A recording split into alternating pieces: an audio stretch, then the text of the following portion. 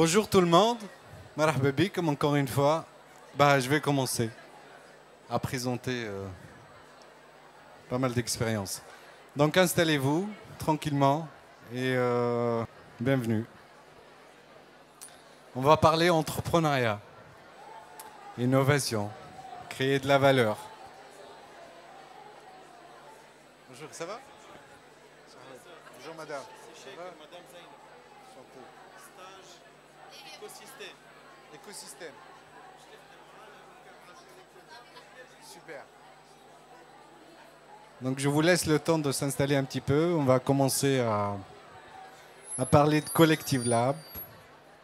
C'est un hub, c'est un laboratoire d'innovation et création de valeur au sein de Noris. Et on se focalise sur une thématique un peu spécifique en parlant d'employabilité. Ici, l'entrepreneuriat ou les compétences entrepreneuriales construisaient une nouvelle employabilité. Pourquoi? Être un entrepreneur, ça entre aussi dans le cadre de l'employabilité parce qu'à certains niveaux, on n'est pas demandeur d'emploi, on est créateur d'emploi. Et cette nouvelle génération, il faut que ça change, il faut que ça commence avec un mindset créateur de valeur, innovation et des moteurs dans l'écosystème économique et social en Tunisie. Donc je m'appelle Cheikh Ruslaim et je suis docteur en biotechnologie et enseignant-chercheur et directeur de Collective Lab. Collective Lab, c'est un hub, c'est un laboratoire créé par Honoris pour les étudiants, les alumni de Honoris, afin de les aider ou ceux qui ont des pépites d'idées innovantes ou pas. Notre rôle, c'est de les encadrer aussi pour que ça devienne économiquement stable et scalable. Donc on commence par, qu'est-ce que c'est un entrepreneur selon vous? Est-ce que c'est un chef d'entreprise, un leader, un manager, un ingénieur? Un entrepreneur, par définition, c'est une personne d'abord, à l'origine de la création d'une activité économique. Donc aujourd'hui, on voit de plus en plus d'autres types d'entrepreneuriat, que ce soit économique, social, culturel ou autre. Il y a ceux qui ont des buts lucratifs, ils veulent gagner de l'argent, et d'autres qui cherchent à faire un impact au niveau de la société ou les entreprises. Formulé différemment. Il est différent, l'entrepreneur. Parfois, on pense qu'il est... il ne cherche pas à suivre le process normal d'un manager.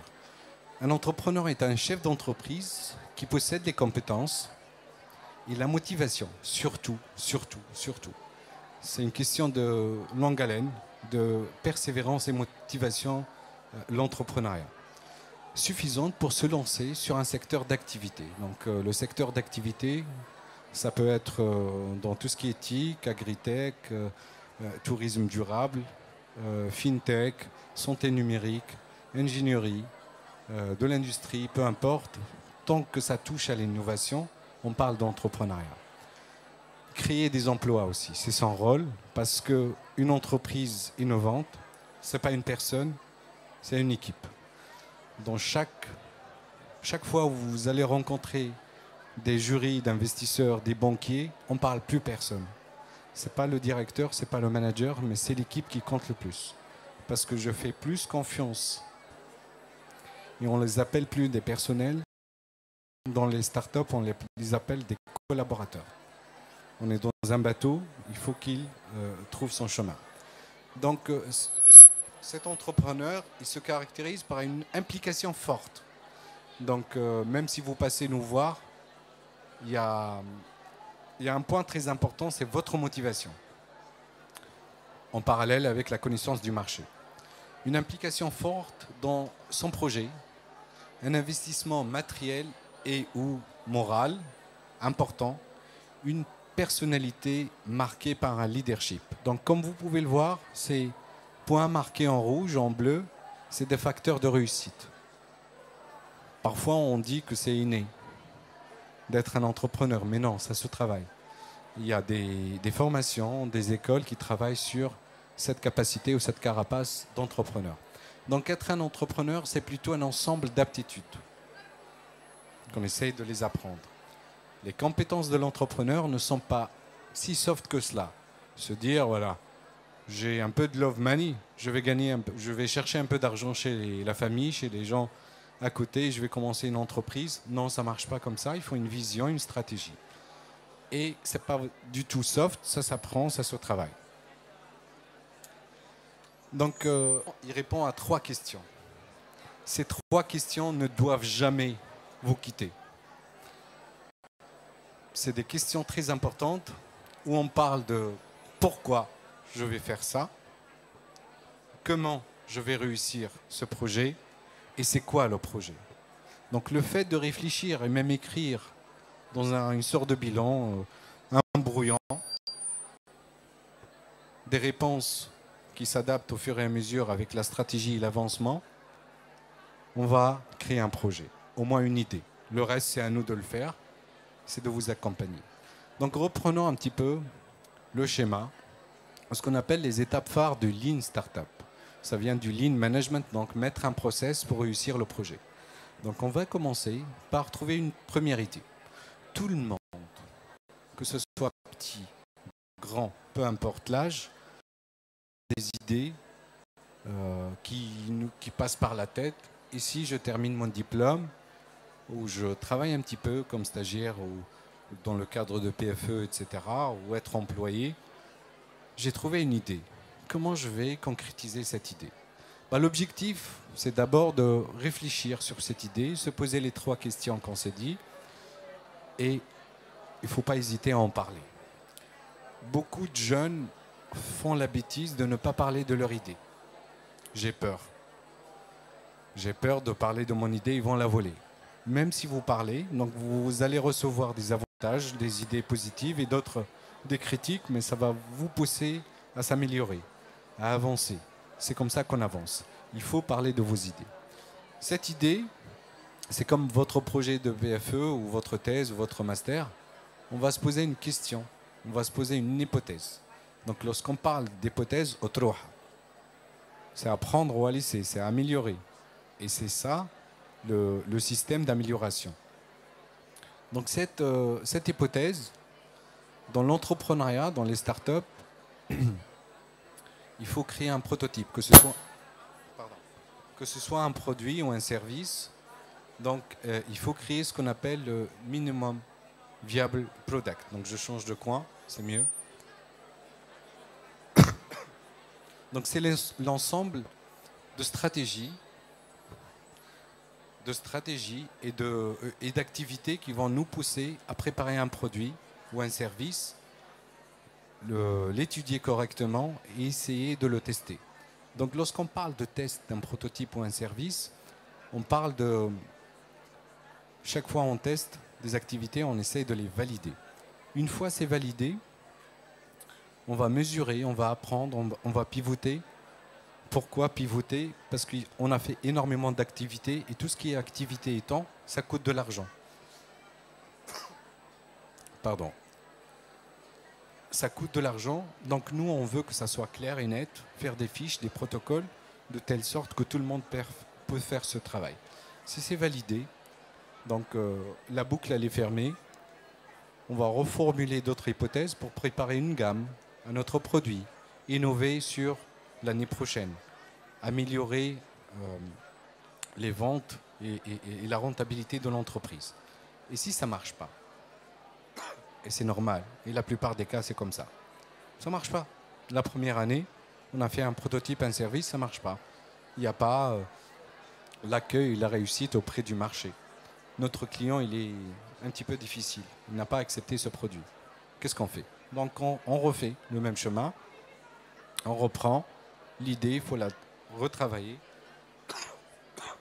de nouveau de telle sorte qu'on doit arriver à un produit fini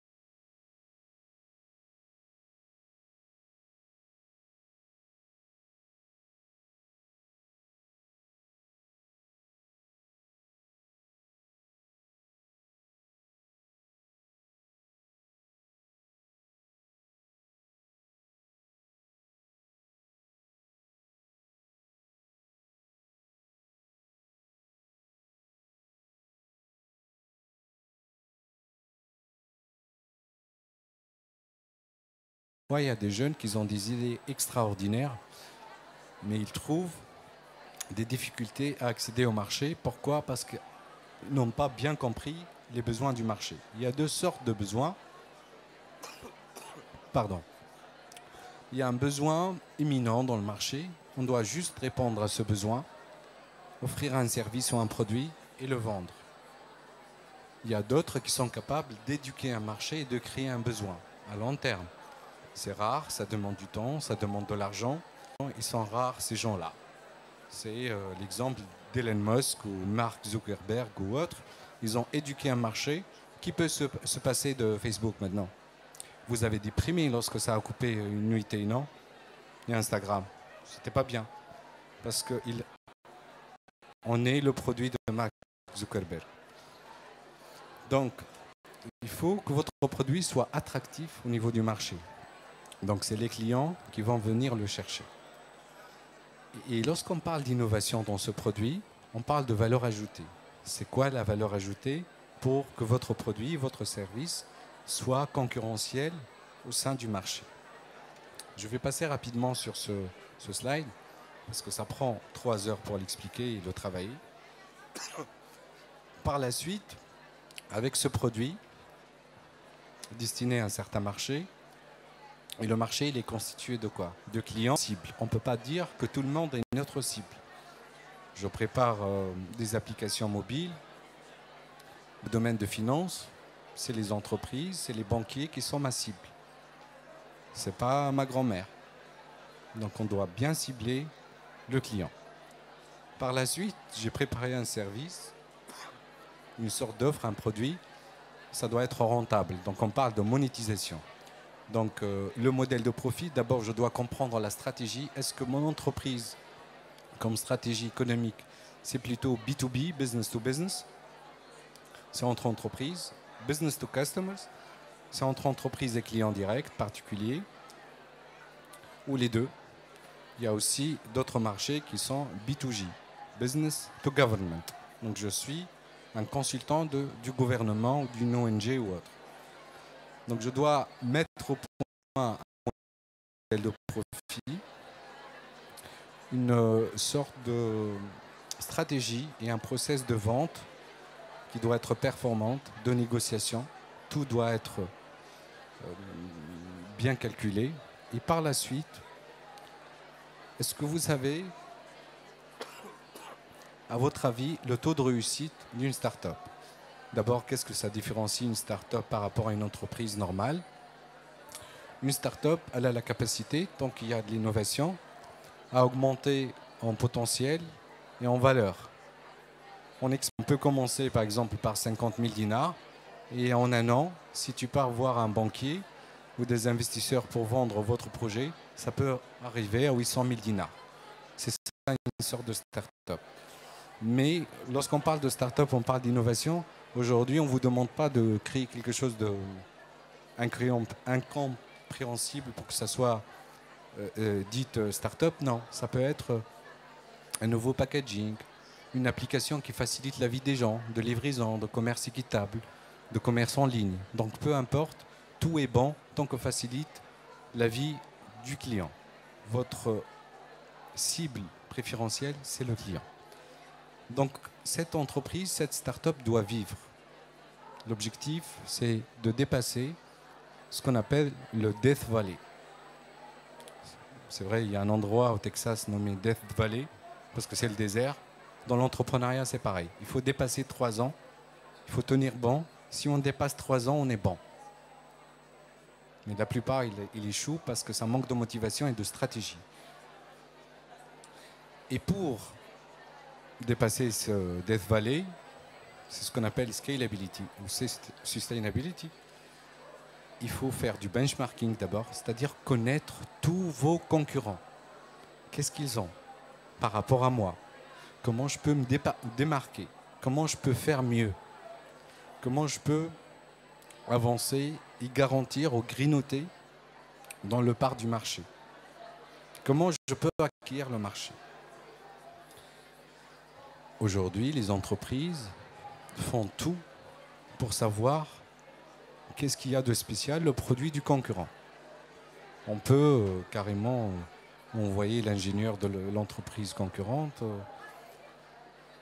en voyage, lui acheter des voitures, des laptops, pour avoir leur science. Et le fait d'innover, le fait de se démarquer, ça va vous laisser l'opportunité de garantir un part de marché. Deuxièmement, le facteur innovation. C'est très important. Tant que j'innove, je vais survivre. Et l'objectif après le premier produit ou le premier service, c'est pas c'est fini la start-up. L'objectif c'est là, j'ai un produit, j'ai accédé au marché et c'est bon, je suis le roi du monde. Non, c'est pas fini. Il faut réinvestir cet argent qu'on a gagné la première année dans d'autres produits, d'autres services, dans l'innovation. Peu d'entreprises, surtout en Tunisie, ont le département R&D, recherche et développement. Est-ce que vous connaissez des entreprises qui ont le département recherche et développement? À part les labos de recherche. Dans l'industrie, l'agriculture, le service, normalement, on recrute des docteurs et des ingénieurs pour qu'ils réfléchissent à l'innovation. C'est un facteur très important. Par la suite, il ne faut pas oublier, pour rester vivant, de chercher des partenaires. C'est ce qu'on appelle les partenaires clés. Le top du top, c'est de changer ou de métamorphoser votre concurrent à un partenaire. On lui dit, voilà, le marché il est grand, l'objectif c'est pas la Tunisie. La Tunisie c'est un laboratoire où on teste notre produit. Il y a l'Afrique en premier lieu, il y a l'Europe, il y a le monde. Et si on travaille ensemble pour garantir un marché au niveau africain, là on a gagné sur tous les plans. Donc l'image que je donne des partenaires au sein d'un marché, c'est comme une équipe de foot américain ou de rugby. Vous avez vu comment ils sont soudés? Ils sont plus forts face à l'adversaire. Parce que le concurrent, le vrai concurrent, ce n'est pas le Tunisien ou c'est autre. Celui qui a le potentiel immatériel et matériel pour tout faire. Il y a des entreprises ou des start-upers qui réfléchissent autrement. D'abord, si on parle start-up, ça se voit que c'est une sorte de prise de risque. Ils nous poussent, ou on se pousse nous-mêmes à sortir de cette zone de confort. C'est la zone tranquille. Je suis salarié, j'ai un salaire, j'achète des baguettes à bouffer pour la famille et tout le monde est heureux. Il y a ceux qui pensent autrement. Ils prennent des risques afin d'innover, de créer. Heureusement qu'il y a de plus en plus des gens qui sortent de cette zone de confort. Donc l'objectif, c'est d'innover, c'est de travailler le produit, l'améliorer. Il y a des gens qui pensent autrement. On va se dire, après 3 ans, j'ai réussi à créer une entreprise, je vais la garder. Non. Il y a des start-upers, après 3 ans, il a valorisé son projet à 10 exposants 2, il la vend pour faire une autre prise de risque. Donc voilà. Ça, c'est le plan d'une manière générale. Il faut réfléchir, produit innovant, comment gagner de l'argent, quelle méthodologie, quelle stratégie, et par la suite, comment elle va survivre. Pour résumer, donc, le plan d'une sorte de start-up dans votre pitch auprès de votre banque, votre partenaire, votre client, c'est ça. C'est ce qu'on appelle le business model Canva. C'est un système, c'est un modèle américain. Et ça se résume en cette phrase. Un business model Canva décrit la logique par laquelle une organisation crée en rouge, distribue en rouge et récupère. On parle toujours valeur, innovation.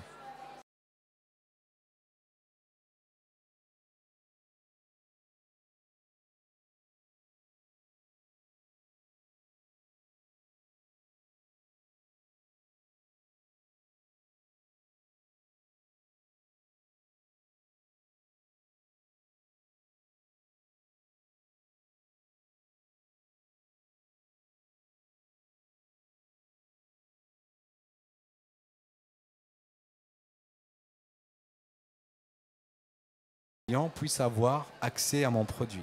Par quelle méthodologie?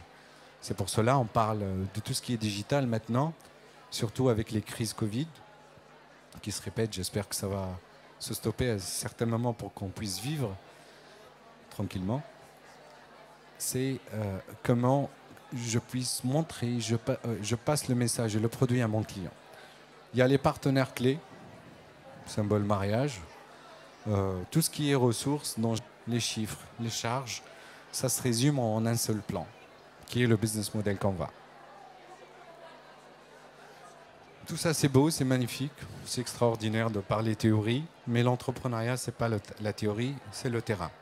Donc votre idée de projet peut être votre sujet de PFE, ça peut être suite à une discussion lorsque vous avez fait un stage dans une telle entreprise avec l'ingénieur senior, il vous a donné un petit tuyau pour faire votre projet. Captez cette énergie, captez ces idées, l'ensemble des idées. Apprenez à écrire, s'il vous plaît. Notez tout. Et revenez dans 6 mois, dans 1 mois, dans 3 mois pour développer cette idée. C'est ça les idées de projet. Comment faire? Par où commencer? Ben, nous, on est là. Donc Honoris, le groupe Honoris a créé pour vous un laboratoire d'innovation afin de vous accompagner de l'idée jusqu'à le plan d'affaires et l'aide pour l'investissement. Donc on a un ensemble d'investisseurs, de partenaires qui sont des banques, des ONG, dont il y a ceux qui sont parmi nous ici, qui sont là pour vous financer. Donc c'est un hub dédié aux futurs entrepreneurs porteurs d'idées de projets innovants. Il met en place les ressources nécessaires en vue d'assister les porteurs de projets dans tous les volets de lancement. Donc d'abord, on identifie les pépites, on fait le tour des écoles, des universités privées et étatiques, parce qu'on n'est pas limité à Honoris, c'est avec tout l'ensemble des entrepreneurs de l'écosystème entrepreneurial, l'ensemble des acteurs de l'écosystème entrepreneurial. On construit un environnement professionnel et apporter une expertise spécifique pour les responsabilités, les responsabiliser. J'adore ce terme, responsabiliser. Est-ce que vous êtes capable d'être responsable d'une entreprise aujourd'hui?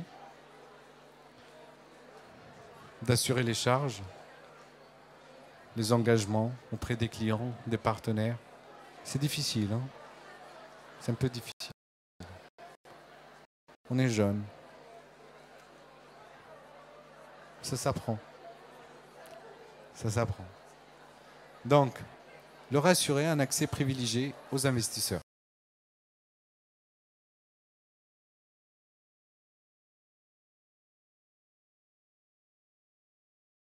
On appelle la candidature.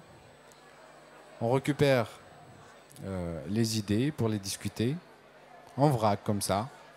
On les forme en business model Canva, en pitching, afin de structurer l'idée. Par la suite, on passe par une sorte de jury pour vous booster. C'est pas méchant, mais pour vous booster afin de passer à l'acte. Donc on commence par une série de modules, là-haut. Le labo, il est beau, hein, il faut venir le voir. Et c'est ouvert tout le temps. Donc il y a une vingtaine de modules. On parle sur tous les plans de l'entrepreneuriat. Et souvent, quelqu'un qui a fait management aux finances, il se dit « je suis capable de réussir un projet parce que je suis professionnel, parce que je maîtrise la finance ». L'entrepreneuriat, c'est multidisciplinaire.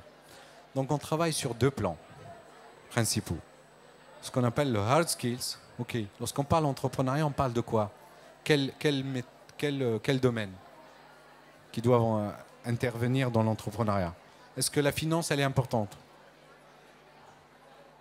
Oui. Le marketing. À votre avis? Oui. Quoi encore? Management, c'est très important, c'est capital, c'est crucial. J'ai une question. Est-ce que vous connaissez la différence entre un manager et un leader, à votre avis? Quelle est la différence entre un manager et un leader? Qui peut me répondre?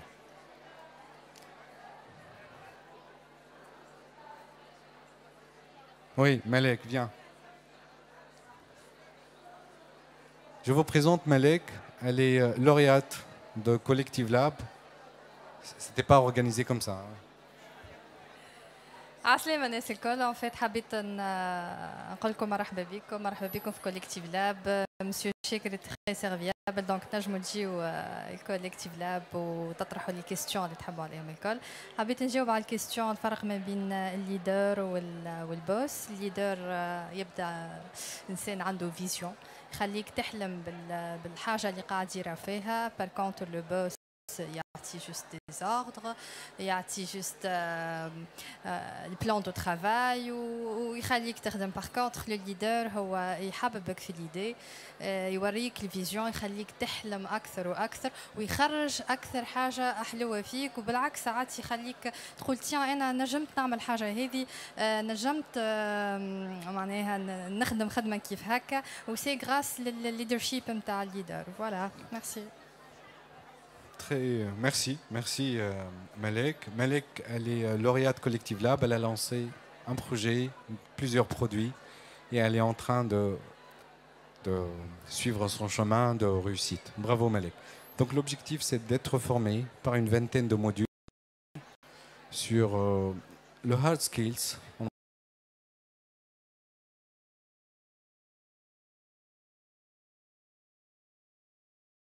C'est un profil. On travaille sur votre personnalité. C'est très important. Comme elle a expliqué Malek, un leader, parfois il n'a pas assez de moyens pour ramener les meilleurs profils dans l'équipe. Mais par contre, il vous intègre dans une équipe où il y a des causes. On croit à une histoire. On croit à un challenge. C'est ça les projets qui réussissent.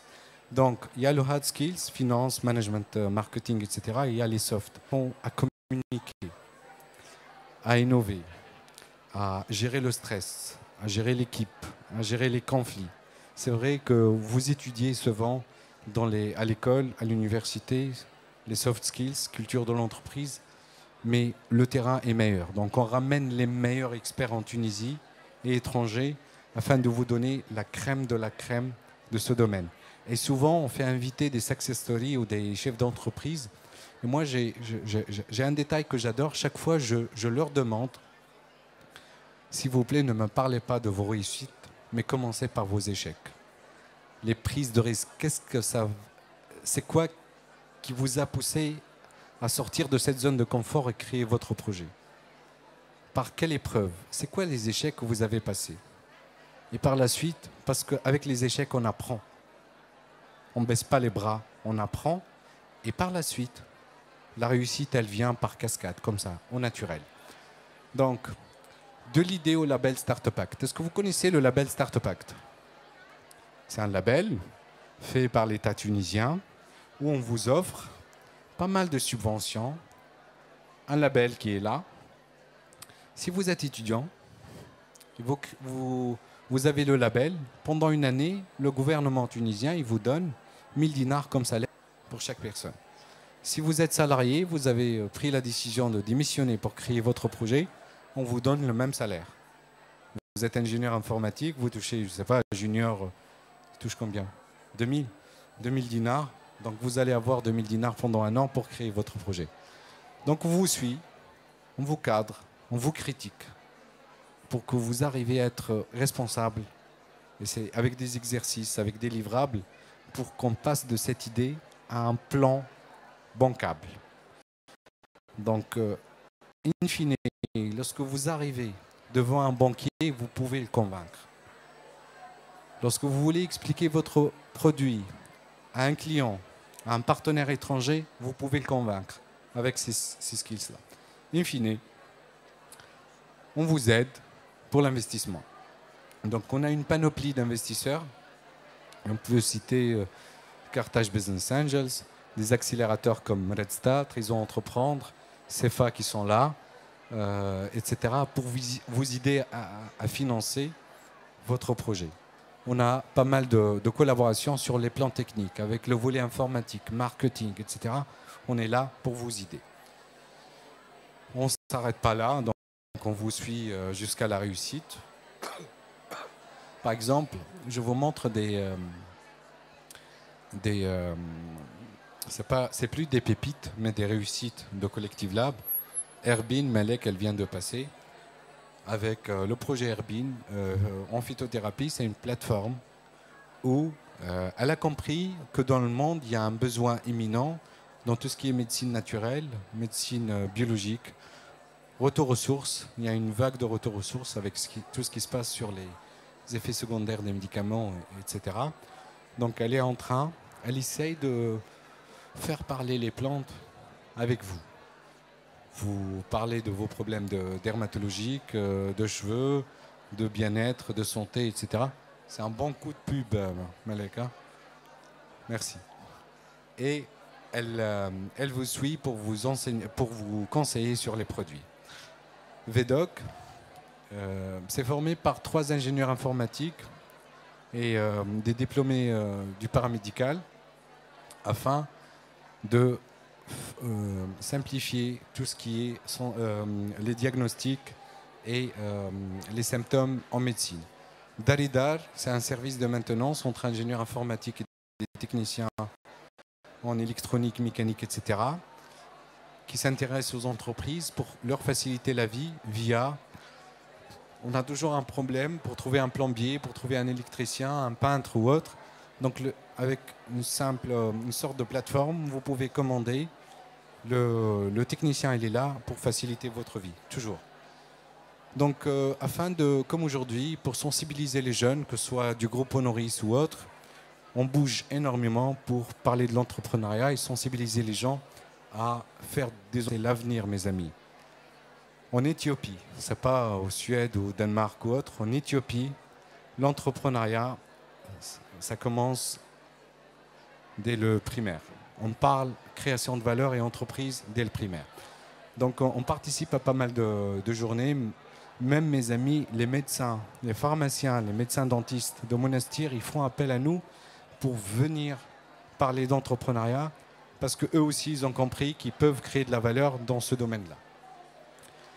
Pour les étudiants qui sont toujours dans les classes, donc on va revenir vous voir parce qu'on fait le tour de tout le groupe pour vous parler de l'entrepreneuriat et vous sensibiliser avec des ateliers comme le pitching ou autre. Pour ceux qui sont un petit peu seniors, ils viennent de finir leur diplôme, toujours dans l'entrepreneuriat. On vient de lancer l'année dernière un master nommé MBA, ou plutôt Global MBA in Impact Entrepreneurship. L'objectif, c'est de faire des projets ou d'accompagner des étudiants qui ont des idées de projets pour lancer leur projet. Et un projet impact, on appelle ça. Donc ça se passe avec 2 partenaires internationaux, Business School de Milan, de l'Université Sacré-Cœur catholique de Milan et la Fondation E4 Impact. Si vous avez une idée, vous êtes professionnel, vous n'avez pas beaucoup de temps, on vous enseigne l'entrepreneuriat le soir, le week-end ou peu importe, et c'est un diplôme européen. Je vous remercie pour votre attention. On est à l'avenue Khaireddin Becha, 5e étage de l'école de com. Voilà notre numéro, notre pour vous accueillir en visite, au shop ou pour faire le café. Vous êtes les bienvenus. Merci beaucoup. S'il n'y a pas de questions ou des remarques, n'hésitez pas. On a un stand qui est juste là. Si vous avez une idée, on peut la discuter de l'autre côté. Merci beaucoup.